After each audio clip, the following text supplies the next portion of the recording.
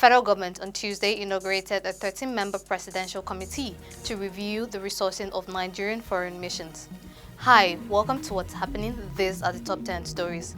At number 1, the federal government on Tuesday inaugurated a 13-member presidential committee on the review of number and strategy for resourcing Nigerian foreign missions worldwide. Inaugurating the committee, the Secretary to the Government of the Federation, Boss Mustafa, explained that the action is to enable President Muhammadu Buhari to tackle the root cause of the critical state of affairs of Nigerian diplomatic missions.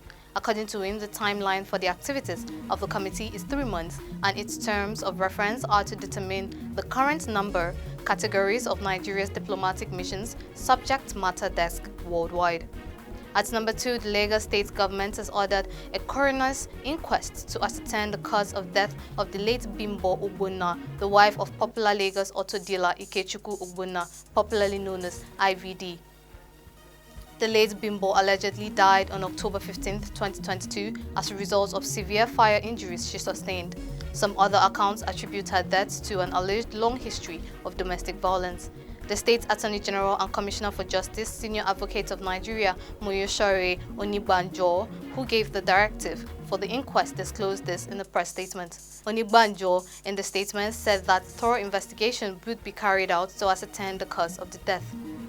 At number 3, the National Industrial Court has encouraged the National Assembly Service Commission and its workers, the Parliamentary Staff Association of Nigeria, to resolve their dispute amicably.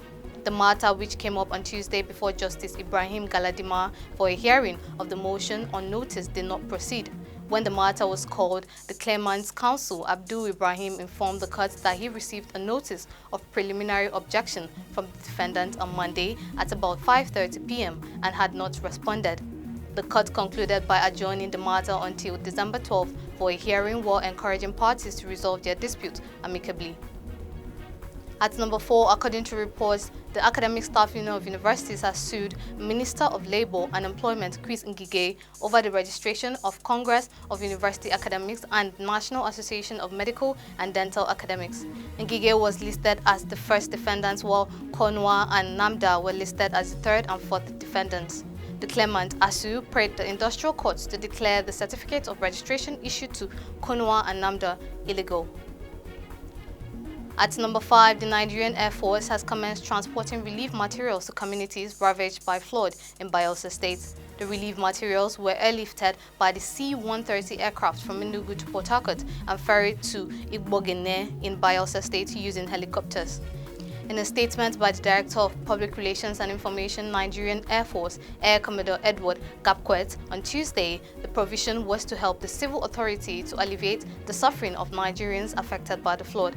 Gapquet added that more relief materials are expected to be airlifted in the coming days from other parts of the country to affected flooded communities in Bayelsa and other states in the country. At number 6, the Independent Petroleum Marketers Association of Nigeria, Western Zone, has attributed the increase in the pump price of fuel to the hike in private depot prices. Dele Tajuddin, chairman Ipman Western Zone, while condemning the increase, said there had been an increase in depot price of fuel from 148.17 naira per litre to 178 per litre since last week. According to him, none of the Nigerian National Petroleum Company Limited depot had the products, and the private depots took advantage of the situation to hike the price. He urged the NNPC and the Nigerian Midstream and Downstream Petroleum Regulatory Authority to investigate the price hike. At number 7, some stakeholders have asked the Federal Executive Council to look into what they describe as poor arrangements being made by the National Population Commission concerning procurement of important equipment needed for the national census holding in 2023. The concerned stakeholders, including partners of the Commission, workers and civil society groups, in a statement on Tuesday alleged that the way the Commission was planning to procure equipment for the national exercise could jeopardize the success of the assignment. They claimed the supply of very important materials had been given to 5 companies belonging to the same person, saying this could make the exercise to flop and waste the huge resources the government had committed to it. At number 8, the federal government says the flood ravaging several parts of the country has affected 3,219,780 persons, with no fewer than 612 killed. This was disclosed in a press briefing on the response and interventions by the Federal Ministry of Humanitarian Affairs, Disaster Management and Social Development and the National Emergency Management Agency on Monday. Out of the over 3 million persons affected by the floods, 1.4 million persons have been internally displaced and 181,600 houses have been partially damaged, 123,807 houses totally damaged. Also, 176,852 hectares of farmlands are said to have been partially damaged and 392,399 hectares totally damaged. At number 9, according to the Ugandan police, 11 people have been killed in a blaze that tore through a school for the blind in the central Uganda in the early hours of Tuesday. The cause of the fire is currently unknown, but so far 11 deaths as a result of the fire have been confirmed, while 6 are in critical conditions and admitted to hospital. The disaster occurred at about 1 a.m. on Monday at the Salama School for the Blind in Mukono, southeast of the capital, Kampala. Police said an investigation had been launched into the cause of the fire but did not specify if the victims were all students at the school. Finally, at number 10, Sudanese demonstrators on Tuesday gathered to protest over the coup, which took place in 2021.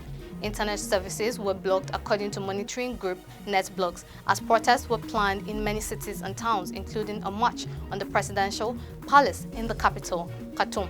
Recalling on 25 October 2021, the Sudanese military led by General Abdel Fattah al-Burhan took control of the government in a military coup. That's all for today. See you next time on What's Happening.